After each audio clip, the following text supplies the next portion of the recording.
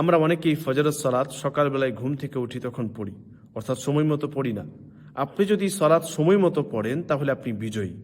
আর যদি ফজরের সালাত আপনি সময় মতো না পড়েন তাহলে শয়তানকে জেতার সুযোগ দিয়ে দিলেন। আল্লাহ রসুল সাল্লাহ আলহি ওয়াসাল্লাম তিনি বলছেন, যে হাদিসটি সহিহ বুখারী এবং সহিহ মুসলিমে রয়েছে, মানুষ যখন ঘুমাতে যায় তখন শয়তান তার মাথার পিছনে 3টি গিঁঠ বেঁধে দেয় এবং শয়তান প্রত্যেকটি গিঁঠে সে আঘাত করে এবং বলে, আলাইকা লাইলুন তাবিল ফারকুদ, এখন লম্বা রাত, এখন অনেক লম্বা, তুমি ঘুমাও।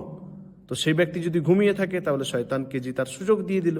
কিন্তু যদি সে ব্যক্তি উঠে যায় এবং আল্লাহ তাআলাকে স্মরণ করে, অর্থাৎ ঘুম থেকে উঠার দোয়া পড়ে এবং উজু করে মসজিদে এসে সালাত আদায় করে, তাহলে সেই ব্যক্তি জিতে গেল, সে ব্যক্তি বিজয়ী হয়ে গেল এবং সেই ব্যক্তি খুব সুন্দর সকাল করলো। আমরা অনেকেই আছি যারা 4 ওয়াক্তের সালাত তো সময় মতো পড়ি, কিন্তু ফজরের সালাত আবার সকালবেলায় পড়ি।